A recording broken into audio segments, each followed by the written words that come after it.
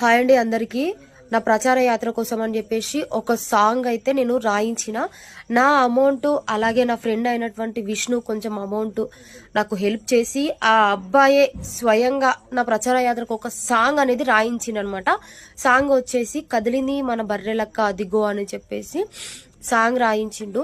So actually ఆ song first నా ఛానల్లో అప్లోడ్ చేసుకున్నాక ఏమైందంటే ఆ సాంగ్ నా పర్మిషన్ లేకుండా ఓటీటీలో అప్లోడ్ చేశారు. సో ప్లీజ్ అన్న మీకు చేతులు ఎత్తి మొక్కుతున్నా, ఆ సాంగ్ ఎవరు అప్లోడ్ చేసుకున్నారో నాకు తెలీదు. ఇది డబ్బు గురించి కాదు. ఈ సాంగ్ ఆ అబ్బాయి పాడిన విధానం నేను నా ప్రచారం కోసం అని ఎంతో కష్టపడి చేయించుకున్న సాంగ్ అనమాట ఇది. సో నీకు డబ్బుల కోసం అని చెప్పేసి నువ్వు అందులో అప్లోడ్ చేసుకున్నావు.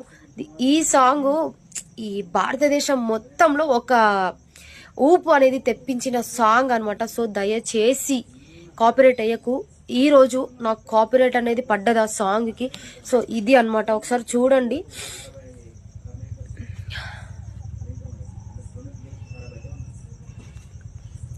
రూట్ నోట్ అంటే ఎవరో ఈ సాంగ్ అనేది ఓటీటీలో అప్లోడ్ చేశారు. సో చూడండి, ఇక్కడ ఓటీటీలో అప్లోడ్ చేసిండు. ఇది కరెక్ట్ కాదు. ఫస్ట్ చాలా మందికి కాపీరైట్స్ పడ్డాయి ఈ సాంగ్కి. నేను వెయ్యలేదు, ఎవరో రూట్ నోట్ అంటే వేస్తున్నాడు.